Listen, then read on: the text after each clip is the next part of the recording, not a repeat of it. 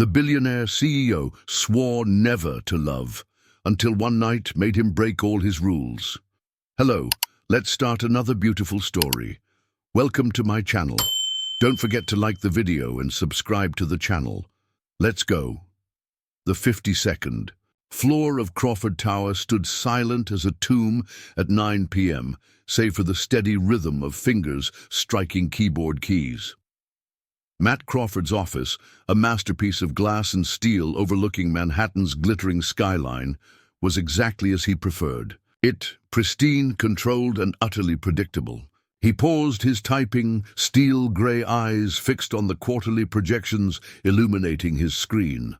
The numbers aligned perfectly, each cell a testament to his unyielding precision. At 42, Matt had built Crawford Enterprises into a billion-dollar empire through this exact kind of meticulous attention to detail. Nothing escaped his notice, and nothing was left to chance. The soft chime of his office phone broke his concentration. James Holloway's name flashed across the screen, and Matt's jaw tightened.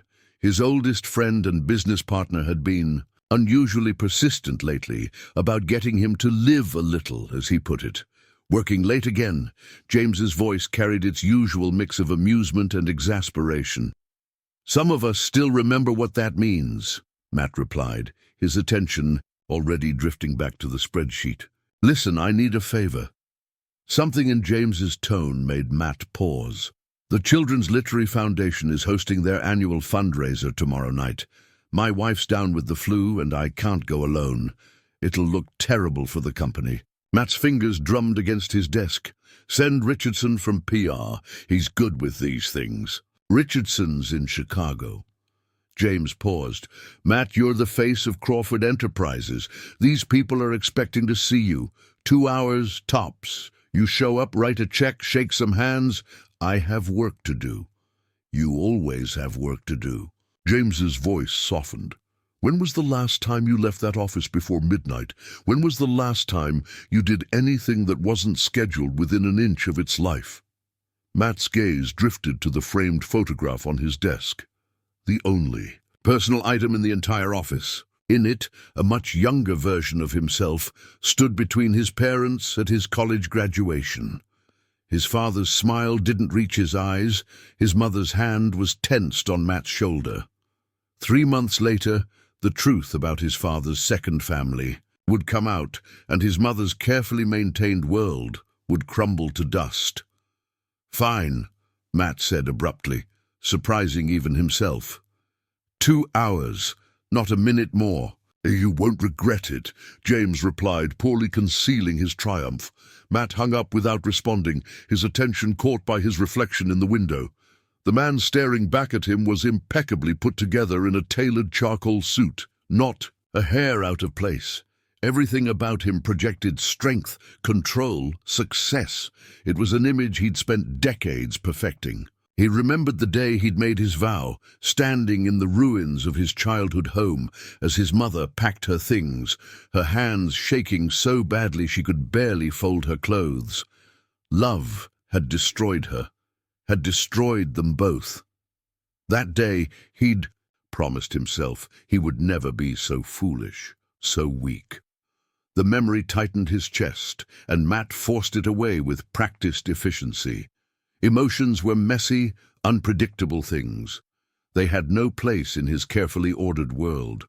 Tomorrow would be nothing more than a minor inconvenience, a small deviation from his routine. He would attend the fundraiser, make the expected appearances, and return to what mattered, building his empire. His phone buzzed again with a message. From James. "Dress code is black tie. Try not to terrify everyone." Matt didn't bother responding. Instead, he turned back to his computer, the familiar comfort of numbers and projections washing over him. This was his world, clean, controllable, safe. Nothing and no one could shake that foundation. He couldn't have known then how wrong he was. In less than 24 hours, his carefully constructed walls would meet their match in a pair of determined brown eyes and a challenge that would shatter every rule he'd ever made. But for now, Matt Crawford returned to his work, secure in the illusion of control that had defined his life for so long. Outside his window, the city lights twinkled like stars, holding secrets of their own about what tomorrow would bring. The Plaza Hotel's grand ballroom sparkled with crystal chandeliers and polite laughter. Matt Crawford adjusted his bow tie, already counting the minutes until he could leave. Around him, New York's elite mingled in designer evening wear, their conversations a careful dance of philanthropy and self-promotion. "There you are." James appeared at his elbow, champagne in hand. "I was starting to think you'd found an excuse to back out." "The night's still young," Matt replied dryly, scanning the room with the same analytical precision he applied to business acquisitions. Everything was exactly as he'd expected, predictable, superficial, a waste of his evening. James steered him through the crowd, making introductions Matt immediately forgot. He played his part perfectly, the successful CEO, the generous donor, while his mind wandered to the quarterly reports waiting on his desk. "And this," James was saying, "is Ann Harper. She's the reason we're all here tonight." Matt turned, prepared to offer another practiced smile, and felt the carefully ordered world beneath his feet shift. Ann Harper was not what he'd expected. She wore a simple navy blue dress that looked distinctly off the rack among the sea of designer gowns. Her dark hair was pulled back in an elegant but unfussy style, and she wore minimal jewelry. But it was her eyes that caught him off guard, warm brown and utterly unflinching as they met his. "Mr. Crawford," she said, her voice carrying a note of challenge that made him straighten instinctively. "I was beginning to think you were a myth. Your assistant has declined our last 3 invitations." James coughed to hide his laugh.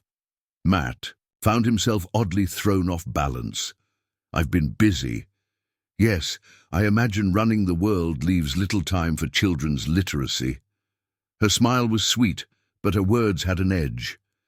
"Though I suppose that's why we're grateful for your check." Matt felt his jaw tighten.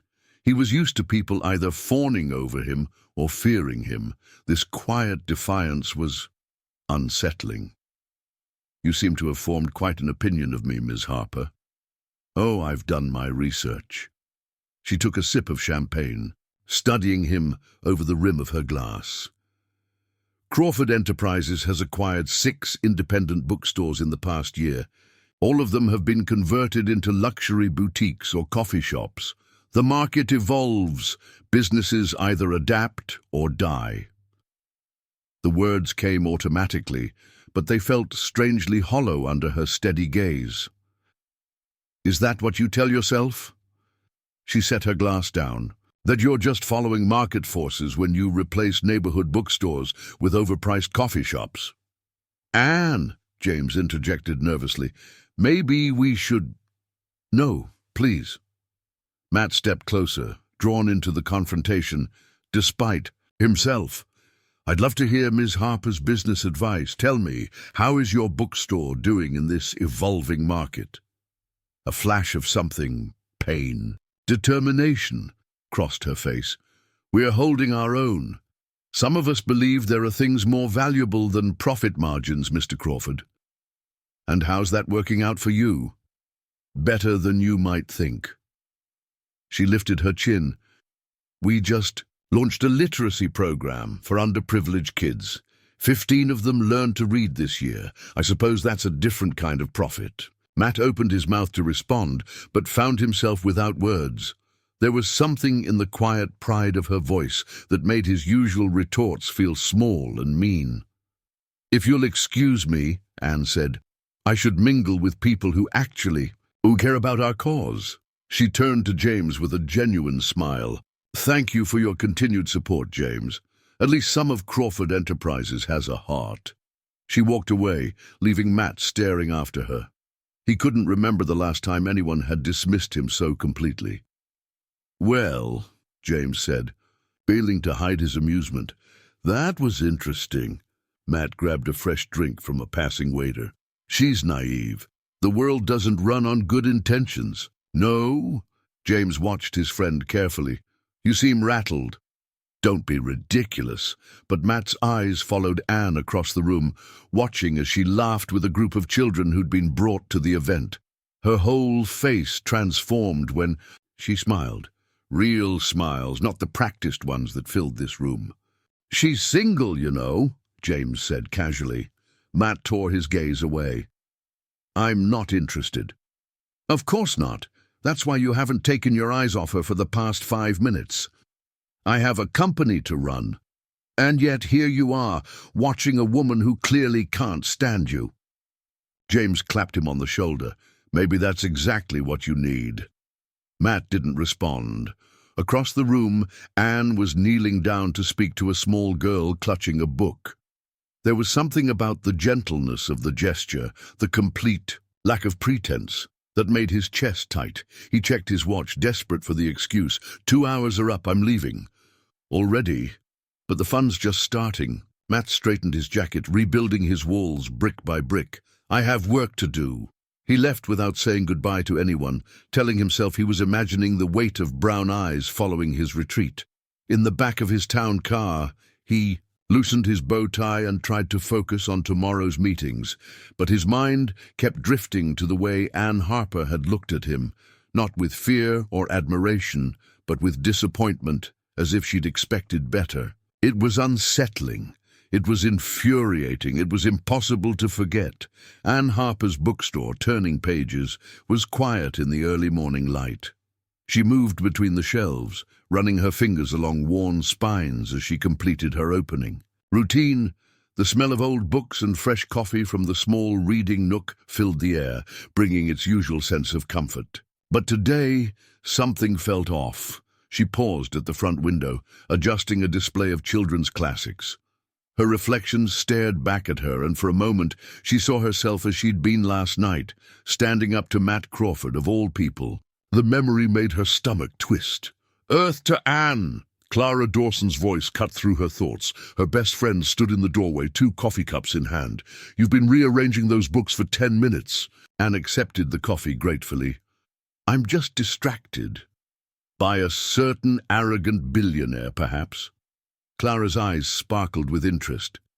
"James called me this morning, said you gave Matt Crawford quite the lecture about corporate responsibility." "Someone had to." Anne took a long sip of coffee, trying to ignore the way her pulse quickened at the mention of his name. "You should have seen him, Clara. Standing there in his perfect suit, looking at everyone like we were entries in a spreadsheet." "A perfect suit he filled out very nicely, from what I hear." Anne shot her friend a warning look. "Don't start." "I'm just saying," Clara perched on the counter. "It's been 2 years since Daniel. Maybe it's time..." "To what?" "Fall for a man who thinks books are nothing but profit margins." Anne busied herself with the register. "Besides, did you miss the part where he's basically my enemy? Enemies can be sexy." "Clara." "Fine, fine." Clara raised her hands in surrender. "But you..." "Can't deny he got under your skin." Before Anne could respond, the shop door chimed. A young boy trudged in, dragging his backpack. "Morning, Ms. Harper." "Tommy?" Anne's face softened. "You're early today." "Mum's shift changed." He shrugged, but Anne caught the shadow in his eyes. Tommy was one of her literacy program kids, and his situation was precisely why she fought so hard to keep her shop open. "Well, I was just about to unpack some new adventure books. Want to help?"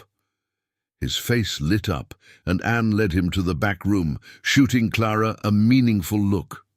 This was what Matt Crawford couldn't understand with all his talk of market forces and adaptation. This was what she was fighting to preserve. Across town, Matt Crawford sat in his corner office, staring unseeing at his computer screen. He'd been reading the same email for 15 minutes, his usually razor-sharp focus scattered to the winds. The door opened without a knock. Only James ever dared, and his friend strode in with a newspaper tucked under his arm. "You look terrible," James observed cheerfully. Matt ran a hand through his hair, realizing too late he was messing up its careful styling. "Did you need something?" Just checking if you've recovered from last night. James dropped into a chair. Anne Harper certainly left an impression. She's naive and idealistic, Matt said automatically, and completely wrong about business. Is that why you've been researching her bookstore all morning? Matt's head snapped up. James gestured to his computer screen, where the Turning Pages website was minimized but visible. Market research, Matt muttered. Right. James leaned forward. Look, I've known you since college. I've watched you build this empire with single-minded determination, but I've never seen anyone get to you the way she did. She didn't get to me. But even as he said it, Matt remembered the disappointment in her eyes, the way she'd looked at him like she could see right through his carefully constructed facade. Your 9 o'clock is waiting.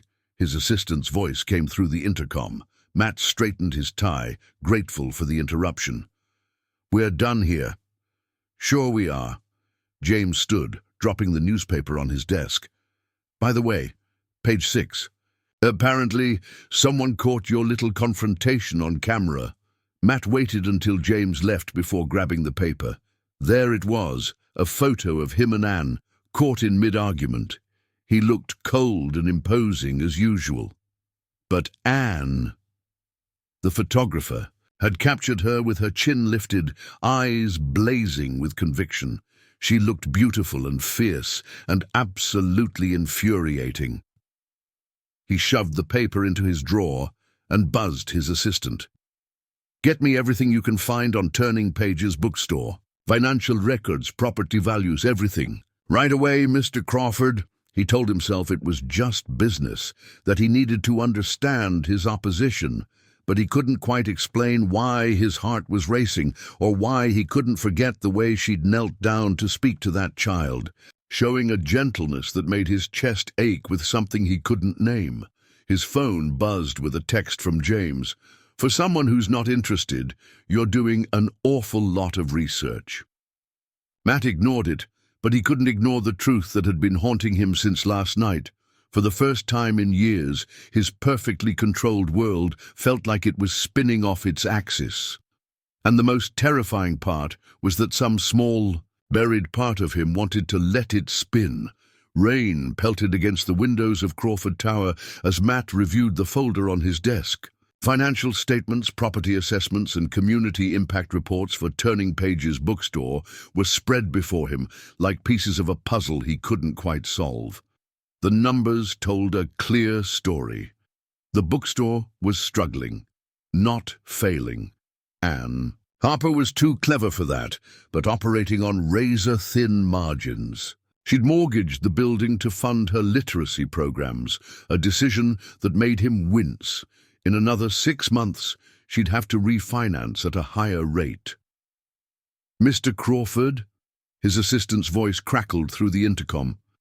Mr. Holloway asked me to remind you about the lunch meeting at Le Bernardin. Matt checked his watch and swore softly.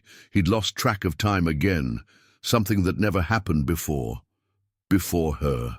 The rain had grown heavier by the time his driver pulled up to the restaurant. Matt stepped out, umbrella in hand, and nearly collided with someone hurrying past. I'm so sorry, The words died in his throat. Anne Harper stood before him, clutching a stack of books to her chest. She was soaked through, her hair plastered to her face, and somehow still managing to glare at him like he was the reason for the weather itself. Of course it's you, she muttered. Before he could stop himself, Matt extended his umbrella to cover her. She stiffened, but didn't step away. What are you doing here? He asked, noting the way her simple dress clung to her curves and immediately forcing his gaze elsewhere. Book delivery. She nodded toward the restaurant. Some of us still do honest work for a living, as opposed to dishonest billionaires. Your words, not mine, but there was a hint of amusement in her voice that made his pulse quicken. A gust of wind caught them both off guard. Anne stumbled slightly, and Matt's hand shot out to steady her. The moment his fingers touched her arm, electricity sparked between them. He felt her sharp intake of breath, saw the way her eyes widened. "I can walk you in," he heard himself offer. "I'm perfectly capable of getting pneumonia. Yes, I can see that." She looked like she wanted to argue, but another shiver betrayed her. "Fine, but this doesn't make us friends." They walked in silence, hyper-aware of each other's presence. At the restaurant entrance, Anne turned to face him. Water dripped from her hair, trailing down her neck, and Matt found himself gripping his umbrella handle too tightly. "Thank you," she said stiffly. "I should have dinner with me." The words surprised them both. Anne's books nearly slipped from her grasp. "What?" Matt's mind raced to catch up with his mouth. "To discuss business, your refinancing situation." Her expression shuddered. "You've been investigating my business?" "It's what I do." "No." She stepped back, and he felt the loss of her proximity like a physical ache. "You buy things, Mr. Crawford. You acquire them and change them and strip away everything that makes them special. I'm not interested in being your next acquisition." "That's not—" But she was already pushing through the revolving door, leaving him with the ghost of her warmth and the faint scent of rain-soaked books. Inside, James was waiting at their usual table. One look at Matt's face and his eyebrows shot up. "You look like you've seen a ghost." "I'm fine." Matt dropped into his chair, signaling for a whiskey. He needed something to burn away the memory of how right it had felt, sharing an umbrella with Anne Harper. "Right, that's why you're soaking wet and ordering hard liquor at lunch." James studied him carefully. "You know, I heard Turning Pages is doing a reading event this weekend. Local authors, community outreach, that sort of thing." James, just making conversation. His friend picked up his menu with exaggerated innocence. Though if someone wanted to understand the value of independent bookstores, it would be a good place to start. Matt loosened his tie, feeling strangled. The restaurant's elegant atmosphere suddenly felt stifling. Everything in his life had made perfect sense before Anne Harper walked into it. Now he was sitting in an expensive restaurant, drenched from sharing an umbrella with a woman who clearly despised him, unable to forget the way she'd felt pressed against his side, or the fierce pride in her voice when she'd rejected his dinner invitation. "She's right about me, you know," he said quietly. James lowered his menu. "Maybe, or maybe that's exactly why you can't stop thinking about her." Outside, the rain continued to fall. Matt found himself wondering if Anne had made it back to her shop, if she was safe and dry, if she was thinking about their encounter. He wondered when exactly he'd started caring about such things. And for the first time in his carefully controlled life, he wondered if he was ready to admit that caring might not be such a weakness after all. Anne sat cross-legged on the floor of her bookstore, surrounded by stacks of paperwork. The weekend reading event was tomorrow, and she needed everything to be perfect. Local press would be there, potential donors, and most importantly, the kids from her literacy program. "You're obsessing," Clara observed from her perch on a stepladder, where she was hanging fairy lights across the reading nook. "I'm organizing," Anne corrected, though she'd been staring at the same grant application for 10 minutes, her mind drifting to the feeling of rain-soaked silk beneath her fingers and the unexpected gentleness in Matt Crawford's eyes. "Right." Clara climbed down, brushing dust from her jeans. "That's why you've told me about your run-in with a certain CEO 3 times today." "I'm just—" Anne gestured helplessly at the papers around her. "He's been looking into the store's finances, Clara. What if he's planning something?" "Like asking you to dinner? That wasn't— He said it was about business." "And you believe that?" Anne didn't answer. The truth was, she didn't know what to believe anymore. The Matt Crawford she'd researched, the corporate raider who bulldozed small businesses, didn't match the man who'd sheltered her from the rain with such instinctive care. The shop bell chimed, and both women looked up. A courier stood in the doorway holding an elegant package. "Delivery for Ms. Harper." Anne signed for it, frowning at the heavy cream envelope attached. Inside, she found a handwritten note on expensive stationery. For your reading event. No strings attached. MC. The package contained a first edition of The Secret Garden, its leather binding worn but beautifully preserved. Anne's hands trembled as she opened it, finding the illustrations she'd loved as a child. "Well?" Clara prompted. "It's nothing." Anne closed the book carefully, trying to ignore how her heart was racing. "Just a business gesture." "Right, because billionaires often send personally selected rare books as business gestures." Before Anne could respond, her phone buzzed with a text from an unknown number. "The book belonged to my mother. I thought your young readers might appreciate it more than my vault." She stared at the message, something tight and warm unfurling in her chest. "You gave away your mother's book?" James leaned against Matt's office window, incredulous. "You don't even let the cleaning staff touch that shelf." Matt continued typing, refusing to acknowledge the weight of his friend's stare. "It was gathering. A dust." "Uh-huh." James crossed his arms. "And this has nothing to do with a certain bookstore owner who's been driving you crazy." "I'm trying to work, James." "You're trying to hide." James's voice softened. "When was the last time you did something that wasn't calculated, Matt? Something just because it felt right?" Matt's fingers stilled on the keyboard. The truth was, sending the book had been impulsive, the kind of decision he never made.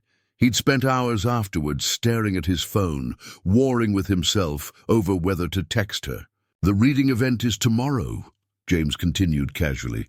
"I heard they're expecting quite a turnout." "I have meetings." "No, you don't. I checked your calendar." James grinned at Matt's glare. "What? I'm your business partner. I have access." "It would be inappropriate." "Why? Because you might have to admit she's more than just another business transaction?" Matt stood abruptly, walking to the window. Below, New York stretched out like a chessboard, every piece in its proper place. His whole life had been about maintaining that order, that control. But now, his phone buzzed and his heart jumped before he could stop it. A text from Anne. "The book is beautiful. The children will love it." "But why?" 3 dots appeared as she typed again. "And how did you get my number?"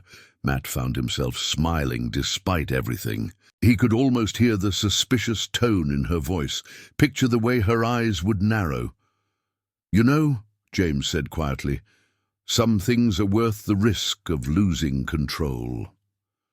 Matt thought of Anne in the rain, of the way she'd looked at him like she could see past every wall he'd built. He thought of his mother's book, gathering dust in his vault while he guarded himself against feeling anything real. His fingers moved over the phone. "Come to dinner with me. Not for business. Just dinner." The 3 dots appeared and disappeared, several times. Matt held his breath, aware of James watching him with unconcealed interest. Finally, "Why should I trust you?" It was a fair question, one he'd been asking himself since the moment he'd first seen her. His fingers hovered over the keys as he struggled with an answer that felt true enough to offer her. "Because you make me want to be trustworthy." The response came faster this time. "One dinner. But I choose the place." Matt stared at the message, aware that something fundamental had shifted. In his reflection on the window, he could see the faintest smile playing at the corners of his mouth. "Well?" James prompted.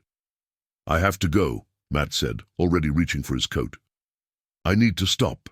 By turning pages, before the reading event tomorrow, James's grin widened. "For business?" Matt didn't answer, but they both knew the truth. Nothing about Anne Harper had ever been just business. And maybe, just maybe, that was exactly what he needed. Matt stood outside Luigi's, an unassuming, Italian restaurant in the West Village, checking the address Anne had sent twice. The red and white checkered tablecloths visible through the window were a far cry from his usual dining spots, but something about the warm glow spilling onto the sidewalk made him pause. Through the glass, he caught sight of Anne already seated at a corner table. She wore a simple green dress that made her eyes sparkle, her hair loose around her shoulders.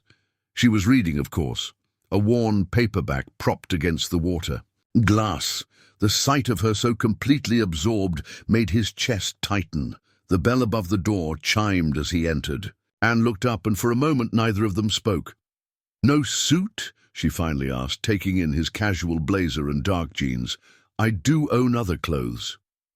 He sat down, oddly pleased when she marked her page rather than hastily shoving the book away, though I admit this isn't my usual scene.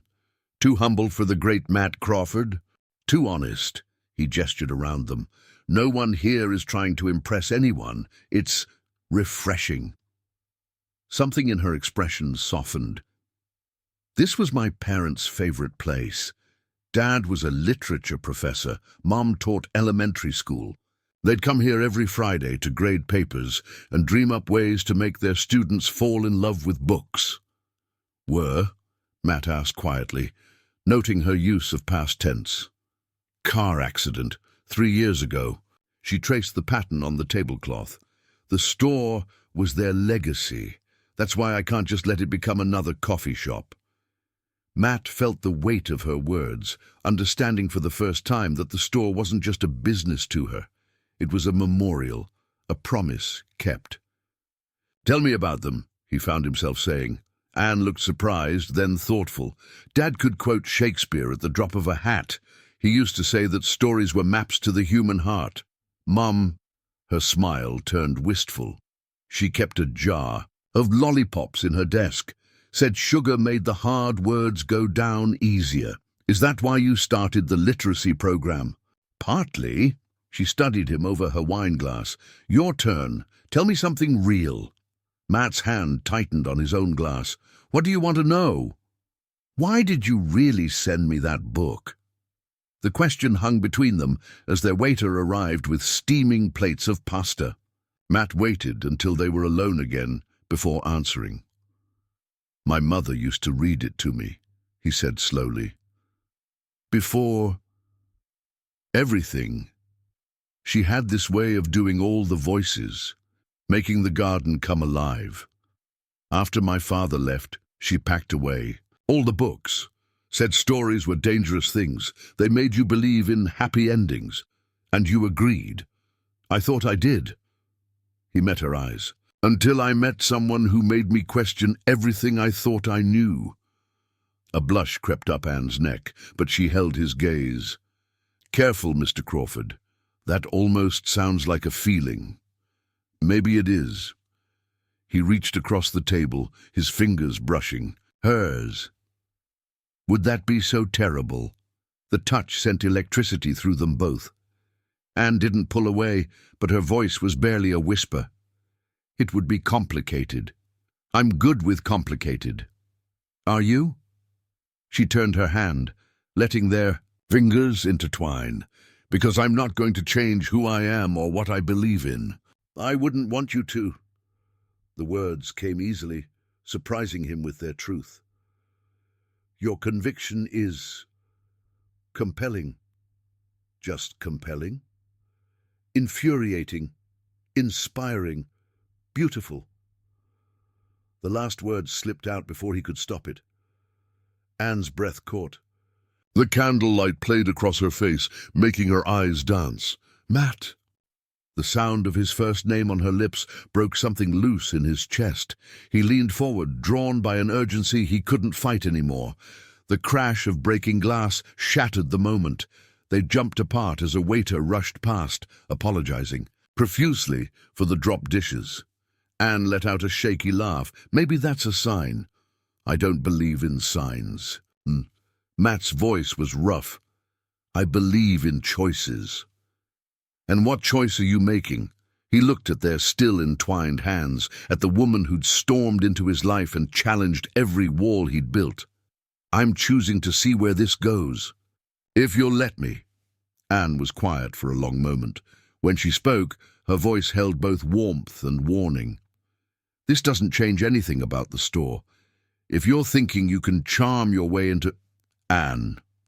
He squeezed her hand. "I'm here for you, just you." She searched his face, looking for any trace of deception. Whatever she saw made her shoulders relax slightly. "Okay. Okay. Okay. I'm choosing to see where this goes too." A smile played at her lips. "But you should know, I'm still going. To fight you on corporate responsibility. I'd expect nothing less." He returned her smile, feeling lighter than he had in years. "Though maybe we could argue about it over dinner again. I suppose that could be arranged." She glanced at their empty plates. "Want to take a walk? There's a great gelato place around the corner." Matt checked his watch automatically, then stopped himself. For the first time in his adult life, he didn't want to think about time or schedules or what came next. He just wanted to be here, with her. Lead the way. They stepped out into the cool evening air, their hands finding each other again as if drawn by gravity. Above them, stars peeked through the city's glow, witnesses to a night where two people from different worlds chose to take a chance on something real. Even if they both knew, the morning would bring back all the complications they'd temporarily set aside. The morning paper sat like an accusation on Matt's desk.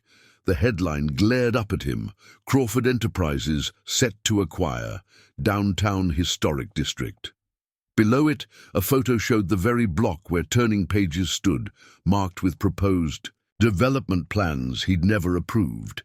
His phone had been buzzing non-stop for the past hour, 17 missed calls from Anne. He couldn't bring himself to answer any of them. "Care to explain this?" James burst into the office, waving his own copy of the paper. "Because I'm pretty sure we didn't authorize this development plan." "We didn't." Matt's voice was tight. "Roberts went over my head to the board, pitched it as a revitalization project that would triple our real estate holdings in the area. Roberts, your VP of acquisitions." James collapsed into a chair. "The same Roberts who's been gunning for your job for the past year?" "The same." Matt pushed away from his desk, pacing. The past 2 weeks with Anne had been something close to perfect. Quiet dinners, long walks, conversations that stretched into the night. He'd even started dropping by the bookstore, watching her with her young readers, feeling something warm and dangerous grow in his chest. Now this. His phone buzzed again. Anne's face lit up his screen, a candid shot he'd taken last week when she'd been laughing at one of his rare attempts at humor. His finger hovered over the answer button. "You have to talk to her," James said, quietly. "And say what? That my own company is trying to demolish everything she's fought to protect? Say anything, but don't shut her out." James leaned forward. "That's what the old Matt Crawford would do. The question is, are you still that?" "Man!" Before Matt could answer, his assistant's voice came through the intercom. "Mr. Crawford, Ms. Harper is here. She's quite insistent." Matt closed his eyes, heart pounding. "Send her in." Anne burst through the door like a storm front. Her eyes were red-rimmed but fierce, her hands shaking as she slapped the newspaper onto his desk. "Tell me this isn't true, Anne. Tell me you didn't spend the last 2 weeks pretending to care about me, about my store, while planning to tear it all down." "I didn't know about this," Matt said, hating how defensive he sounded. "Roberts went to the board without my knowledge. And what, the great Matt Crawford is powerless to stop it?" Her laugh was bitter. "You own controlling shares in the company. You could shut this down with one word." "It's not that simple. It never is with you, is it?" She wrapped her arms around herself, and Matt had to fight the urge to go to her. "God, I was so stupid. Clara warned me, but I wanted to believe you'd changed." "I have changed." The words came out raw, urgent. "Anne, these past weeks were what? A way to study your target up close? Get inside intel for your demolition plans? You know that's not true. Do I?" She met his eyes, and the pain there gutted him. Because right now, all I know is that the man I'm falling for is about to destroy everything I love. The words hung between them, a confession and an accusation all at once. Matt stepped toward her, but she backed away. "Don't," her voice cracked. "Just don't." James cleared his throat softly. Neither of them had remembered he was there. "I'll give you both a minute." "No need." Anne straightened her shoulders. "I said what I came to say." "Anne, please." Matt's voice was barely a whisper. "Let me fix this." "How?" "By choosing me over your empire." She shook her head. "We both know you won't do that. You don't know what I'll do. Then prove me wrong." She turned to leave, then paused at the door. "You know what the worst part is? I thought you were different.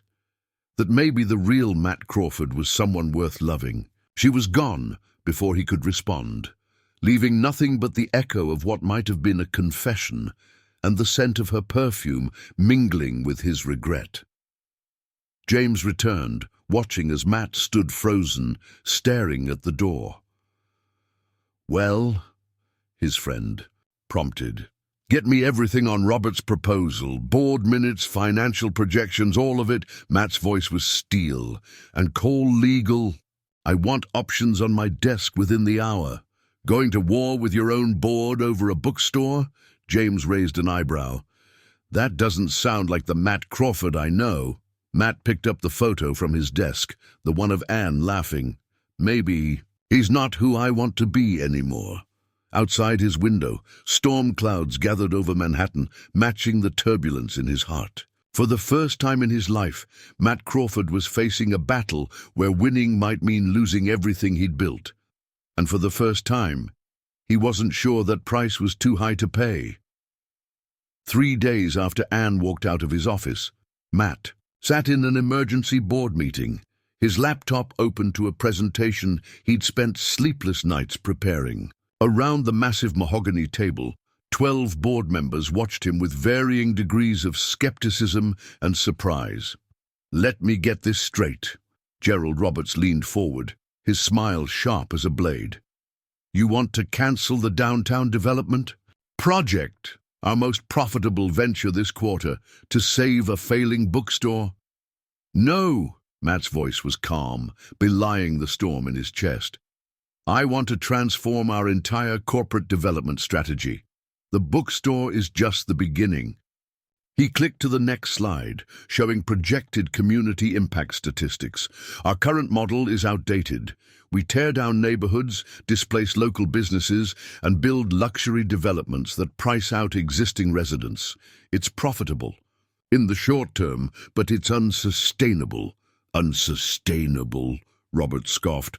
"Our stock price says otherwise." "Our stock price reflects market speculation, not real value." Matt stood, commanding the room as he had countless times before. But this time felt different. This time he was fighting for something more than profit margins. "Look at these numbers." He highlighted a chart. "Communities with thriving local businesses show stronger long-term growth. They attract diverse demographics, create stable job markets, and generate sustainable revenue streams. By partnering with these businesses, instead of destroying them, we could build something that lasts." "This is unprecedented." Patricia Chen, the head of finance, studied the projections, but the initial investment would be significant, and the returns would be transformative. Matt clicked through more slides, showing case studies, market analysis, community feedback. "We have the chance to be pioneers here, to show that corporate success and community preservation aren't mutually exclusive.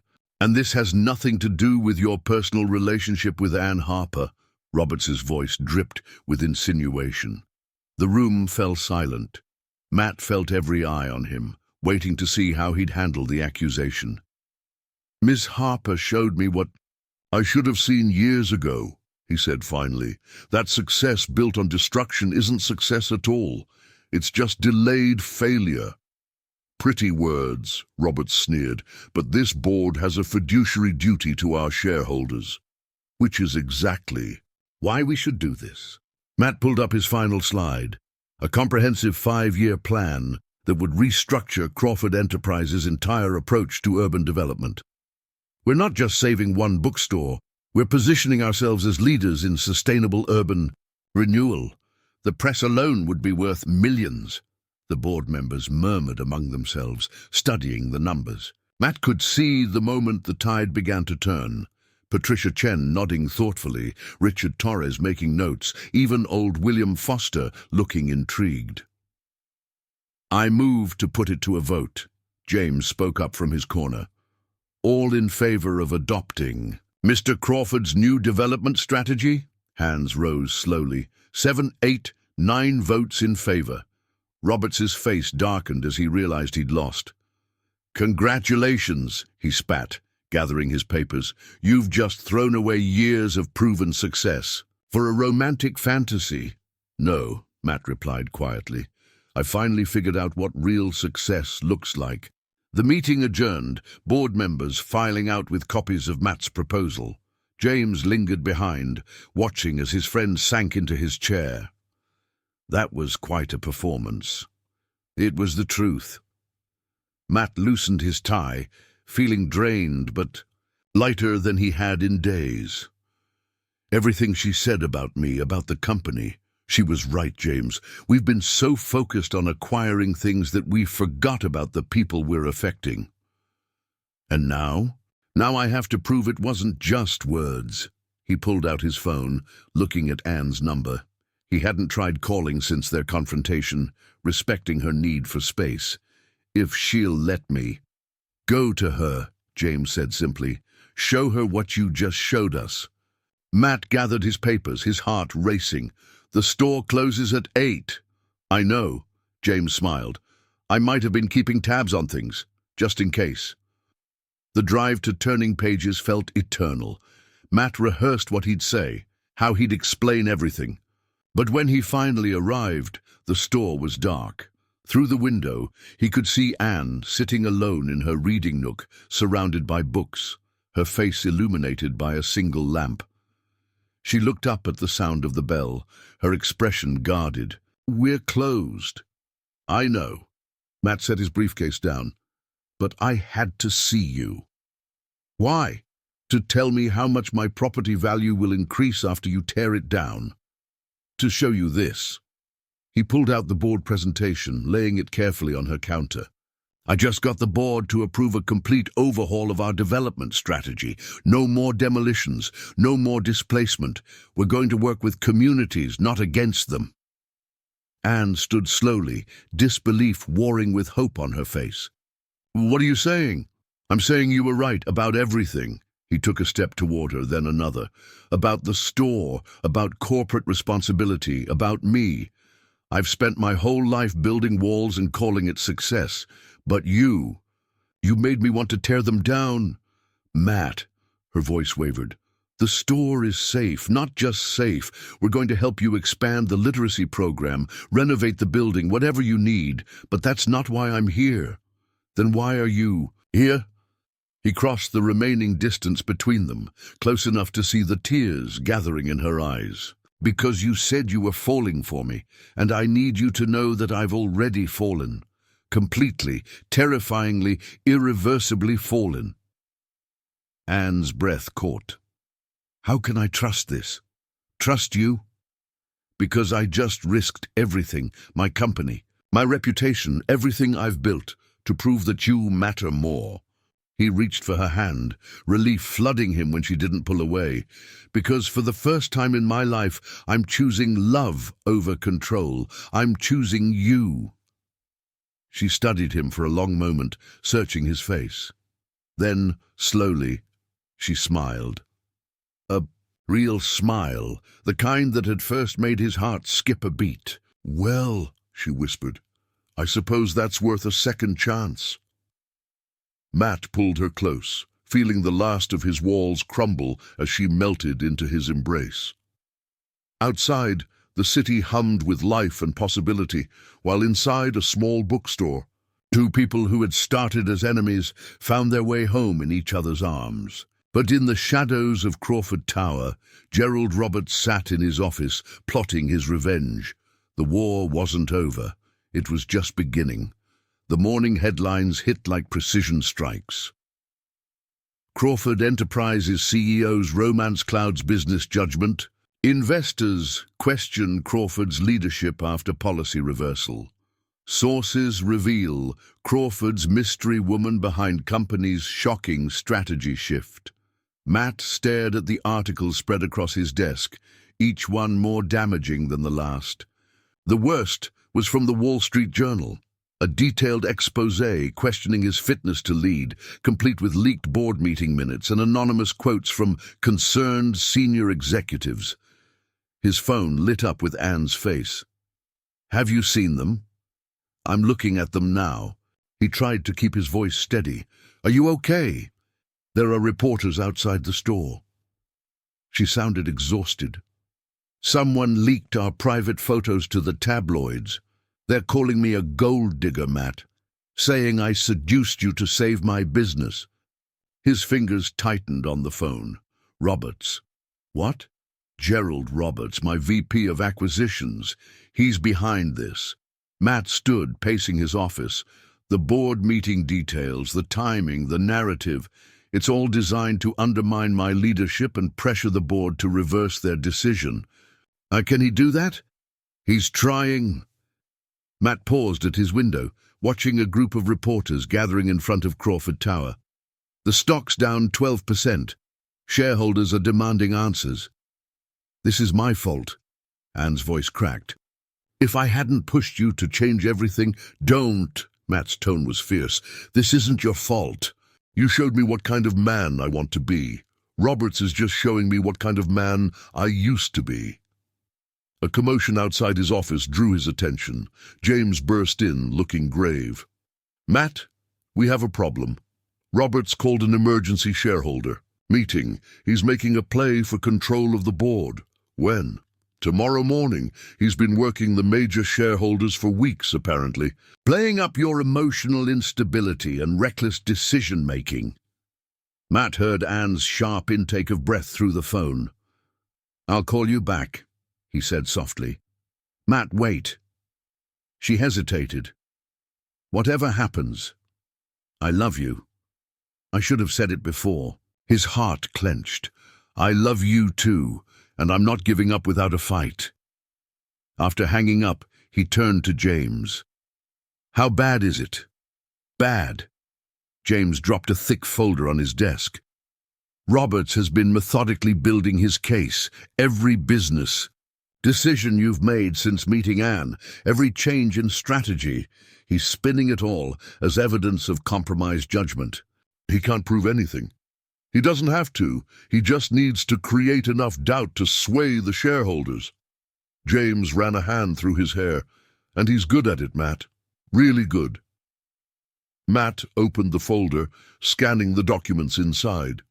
Roberts had been thorough, gathering everything from security footage of Matt's late-night visits to turning pages to financial analyses, suggesting the new community development strategy would cut profits by 30%. "What are our options?" "Legally, we can fight it, but it'll be messy. Roberts has major shareholders in his pocket, and the stock drop isn't helping." James hesitated. "There is another way. If you publicly renounce the new strategy, distance yourself from Anne." "No." Matt's voice was steel. "I won't do that to her." "Then you might lose everything. The company, your position, your reputation. Some things matter more." Matt straightened, a plan forming. "Get me everything you can on Robert's past acquisitions. Every deal, every decision, every dollar." "What are you thinking?" "That a man this obsessed with power probably hasn't played entirely clean." Matt pulled out his phone. "And I know just who to call." An hour later, Clara Dawson sat across from him, her expression guarded. "Anne doesn't know I'm here." "I know." Matt leaned forward. "But you worked for Roberts's division before quitting last." Here, I need to know why. Clara studied him for a long moment. You really love her, don't you? More than I thought possible. She nodded, seeming to come to a decision. Roberts isn't just ruthless, he's corrupt. I found evidence of kickbacks, illegal demolitions, environmental cover-ups. When I threatened to report it, he buried me in legal threats. That's why I left. Do you still have the evidence? Some of it. She pulled out a USB drive. I kept copies. Insurance, I guess, but Matt. She met his eyes. Using this won't just hurt Roberts. It could damage the whole company. Matt took the drive, feeling its weight in his palm. Sometimes you have to break something to rebuild it right. After Clara left, James returned with more files. The shareholders' meeting is at 9 tomorrow. Whatever you're planning, it has to be ready. By then, Matt looked at the photos on his desk, one of him and Anne from their first real date, another of her reading to children in her store.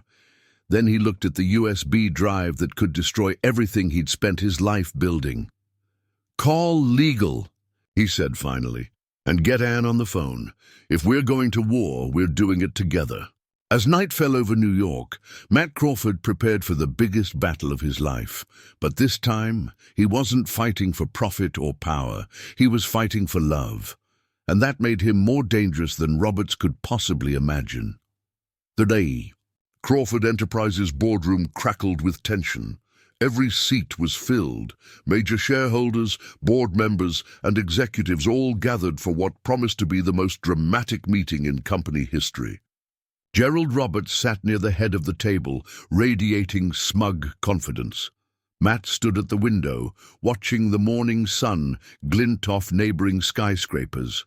He felt Anne's presence before he saw her slip into the room, taking a seat beside Clara in the back. Their eyes met briefly, and he drew strength from her quiet nod. "Let's begin," Roberts announced, standing. "We're here today to address serious concerns about the leadership and direction of Crawford Enterprises under Matthew Crawford." He launched into a polished presentation, each slide a carefully crafted attack. Charts showed plummeting stock prices. Graphs illustrated the projected losses from Matt's new community development strategy. Photos of Matt and Anne appeared, their private moments now weaponized against them. Mr. Crawford's judgment has been compromised by his personal entanglements, Roberts concluded. His recent decisions threaten the very foundation of this company. As shareholders, you have a choice to make. Matt rose slowly, feeling the weight of every eye in the room. Yes, you do have a choice. His voice was quiet but carried to every corner. A choice between what we've been and what we could become. He clicked to his own first slide, a photo of turning pages during a children's reading event. This is what Roberts calls a liability, a small bookstore that serves as the heart of its community, the kind of place we've been destroying in the name of profit. More slides followed. Children learning to read, local business owners building their dreams, communities thriving. But what if we could make money by building things up instead of tearing them down? What if real success meant more than just quarterly profits? Roberts scoffed. Touching sentiment, but sentiment doesn't pay dividends. You're right. Matt's expression hardened. Which is why I had our financial team run a complete analysis of your development strategy, Gerald, including the parts you didn't want anyone to see. He nodded to James, who distributed thick folders to each board member. Inside, you'll find evidence of systematic corruption in our acquisition process. Kickbacks from demolition companies, bribes to circumvent environmental regulations, shell companies created to hide the real costs of displacement. The room erupted in murmurs as people began flipping through the documents. Robert's face went pale. "This is absurd. You can't prove—" "Actually, we can." Clara stood, holding up a USB drive. "I kept very detailed records during my time in your division, Mr. Roberts, including emails, bank transfers, and recordings of some very interesting conversations." You'll be hearing from my lawyers, Robert snarled. No! Matt's voice cut through the chaos. You'll be hearing from federal prosecutors, unless... Unless what? Robert's eyes narrowed. Unless you resign immediately, with a full confession and cooperation with our internal investigation. You're bluffing. This would destroy the company's reputation. Maybe. Matt walked to the center of the room. Or maybe it's exactly what we need, a clean break from the old way of doing business, a chance to rebuild something better. He turned to address the shareholders directly. Yes, my relationship with Ann Harper changed me. She showed me that success built on destruction isn't success at all. But this isn't about love stories or sentiment. This is about the future of Crawford Enterprises. Clicking to his final slide, he revealed a comprehensive plan for sustainable urban development. By partnering with communities instead of destroying them, we can create lasting value.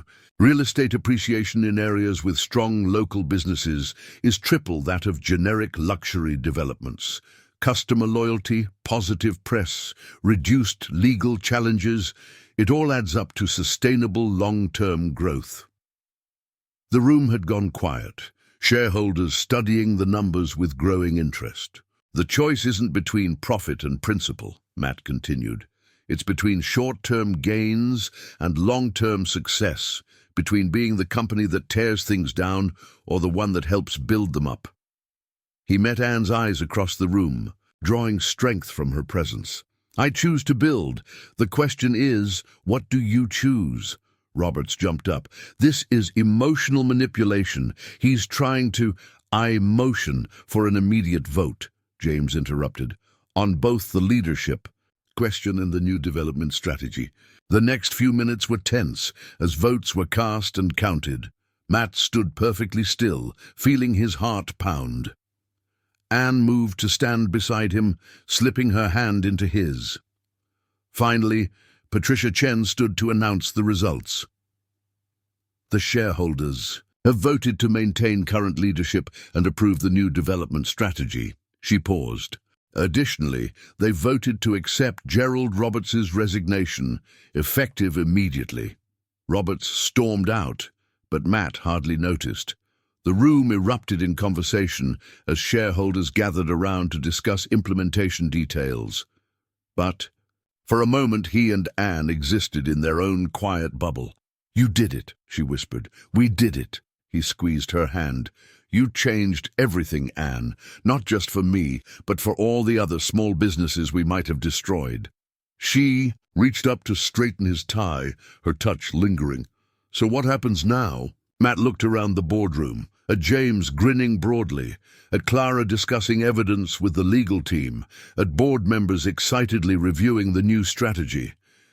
Now, he said, we build something better, together. As the morning sun filled the room, Matt Crawford held the woman he loved and watched his company transform into something he could finally be proud of. It wasn't just a victory over Roberts or a saving of Anne's bookstore. It was the beginning of a whole new chapter. 3 weeks after the shareholders' meeting, Anne stood in the middle of turning pages, surrounded by renovation plans and paint samples. The store hummed with activity. Contractors measuring walls, architects discussing lighting designs, and in the corner, Matt Crawford sitting cross-legged on the floor with Tommy, helping him sound out words from The Secret Garden. I can't believe this is real, Clara said, watching the scene unfold. Matt Crawford, corporate raider turned reading tutor. Anne smiled, remembering how naturally it had happened. Tommy had been scared of the construction noise, so Matt had simply sat down and pulled out a book, as if reading to children was something he did every day. The board approved the full community development initiative yesterday, she told Clara. Turning Pages will be the pilot program, a blueprint for how corporations can work with local businesses instead of against them. And the fact that you're dating the CEO had nothing to do with it? Actually, Matt's voice came from behind. Them, the board insisted on independent oversight to avoid any conflicts of interest. He'd finished with Tommy, who was now proudly showing his progress to his mother. Anne's store qualified for the program entirely on its own merits. He slipped an arm around Anne's waist, and she leaned into him automatically. These casual touches still thrilled her, the way he'd transformed from the rigid businessman she'd first met into someone who could show affection so freely. "I should get back to the office," he said reluctantly. "Final meetings about Roberts's replacement." "How's that going?" "Better than expected. James is handling most of it." He kissed her temple. "Dinner tonight?" "Luigi's?" His smile was answer enough. After he left, Clara raised an eyebrow. "You've domesticated him." "No." Anne watched through the window as he stopped to help an elderly woman with her dropped groceries. "I just helped him remember who he really was." The afternoon passed in a blur of decisions, choosing colors for the new children's reading nook, approving plans for the expanded community space, reviewing applications for the literacy program's new teaching positions. Everything they dreamed of was becoming reality, but by evening, exhaustion had set in. Anne sat in her favorite corner chair, surrounded by books and memories. This was where her parents had read to her as a child, where she'd hidden after their funeral, where Matt had first kissed her after that rain-soaked encounter. The bell chimed softly. "We're closed," she called automatically. "Even for me." Matt stood in the doorway, holding a familiar leather-bound book. "You're supposed to be at the office." "Some things are more important." He settled into the chair beside her, opening The Secret Garden to the first page. "Besides, I promised Tommy we'd finish the chapter tomorrow. I need to practice the voices." Anne watched him as he read aloud, his deep voice bringing the words to life. He'd changed so much, yet remained essentially himself, still driven and ambitious, but now channeling those qualities into building rather than acquiring. "You're staring," he murmured, not looking up from the page. "I'm appreciating." She touched his cheek, making him meet her eyes. "Do you ever regret it? Risking everything?" He closed the book, taking her hand. "Anne, before you, I thought success meant having control over my company, my emotions, my life, but you showed me that real success is having something worth losing control for." "Pretty words from a former ice king," she teased, but her voice was thick with emotion. "I learned from the best. You and your stories about maps to the human heart." He pulled her onto his lap, the book forgotten. "Speaking of which, I've been thinking. Should I be worried?" "Depends." His arms tightened around her. "How do you feel about writing our own story?" Anne's breath caught. "What do you mean?" "I mean," he reached into his pocket, pulling out a small velvet box. "I mean that for the first time in my life, I'm not afraid of happy endings." The ring inside was simple and elegant, a vintage piece that looked like it belonged in one of her beloved novels. But it was the inscription inside that brought tears to her eyes. "Every story needs a heart." "Matt," she touched it with trembling fingers. "You don't have to answer now," he said quickly. "I know it's fast, and with everything that's happened." She silenced him with a kiss, pouring every emotion of the past months into it. When they finally broke apart, they were both breathless. "Is that a yes?" he whispered against her lips. "It's a what took you so long?" She laughed through her tears. Outside, New York's lights twinkled like stars, while inside the small bookstore, two people who had started as enemies held each other in the quiet. Around them, books lined the shelves, hundreds of stories about love and transformation, about hearts thawing and souls finding their way home. But none quite like theirs. 1 year to the day after their first meeting, Turning Pages hosted a very special event. The newly renovated space glowed with warmth. fairy lights twinkling among the bookshelves as guests filtered in. The store had been transformed, expanded but not changed, improved but not altered, just like its owners. Anne stood in front of the mirror in her small office, smoothing her white dress. Clara fussed with the flowers in her hair, wildflowers, not roses, because some things about Anne would never change. "Your parents would be so proud," Clara said softly, adjusting the vintage locket that had been her mother's. "They'd love him, wouldn't they?" Anne touched the small book pendant Matt had given her that morning, a miniature copy of The Secret Garden that matched the one she'd be carrying instead of a bouquet. "They'd love who he became." Clara squeezed her hand. "Are you ready?" Through the door, Anne could hear the quiet murmur of guests. Not a large crowd. They'd wanted something intimate. Just their closest friends, the children from the literacy program, and a few board members who'd become unexpected allies in their mission to change corporate culture. Almost. Anne took a final look around her office. On the wall hung the framed newspaper article from their first contentious meeting. Beside it, a photo of Matt reading to Tommy's class. Her engagement ring caught the light as she touched the frame, remembering how far they'd come. A soft knock interrupted her thoughts. James poked his head in, grinning. "The groom's getting antsy. Apparently, CEOs don't like waiting." "Former CEO," Anne corrected with a smile. It had been Matt's decision, stepping down to focus on the Community Development Initiative full-time. "Some things matter more than power," he'd said, and meant it. James had taken over as CEO, with Matt heading the newly created Crawford Community Partnership Program. The bookstore's main space had been transformed into an intimate wedding venue. Bookshelves created natural walls, their spines telling hundreds of love stories, but none quite like the one about to unfold. Matt stood between displays of classics and contemporary fiction, looking both familiar and transformed in his tailored suit. His usual corporate armor had softened, but his eyes were sharp as ever as they found her walking toward him. They'd chosen to write their own vows. Matt went first, his voice steady but full of emotion.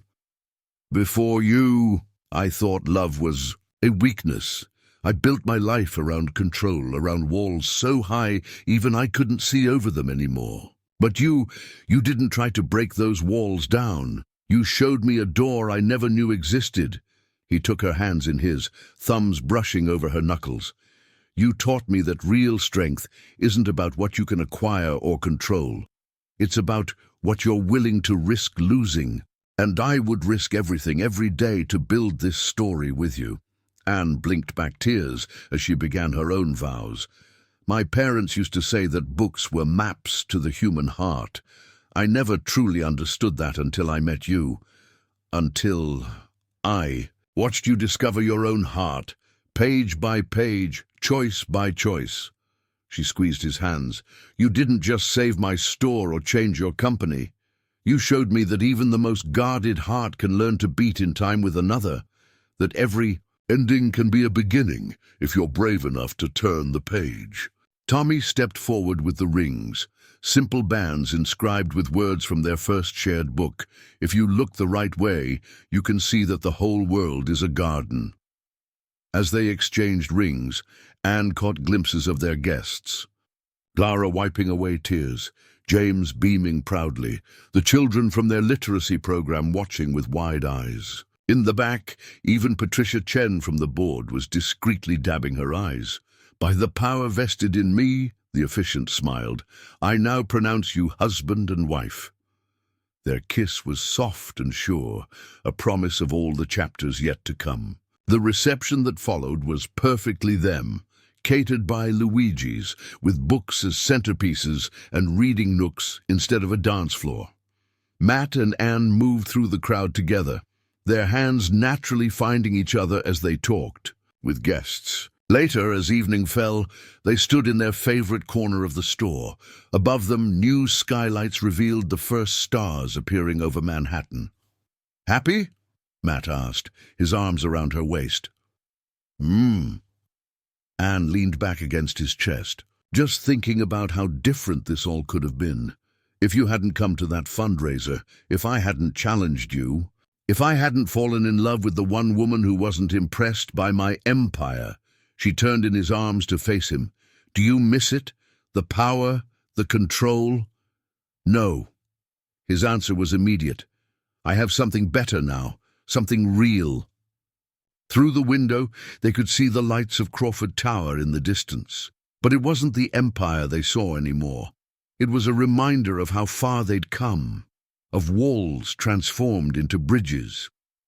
So, Anne smiled up at him, what's the next chapter? Matt's answer was to kiss her, soft and deep, there among the books that had brought them together.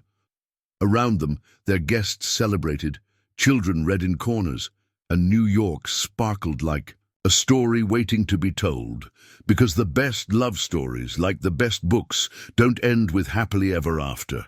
They begin with it. The end. That was a beautiful story, wasn't it? I hope you enjoyed it.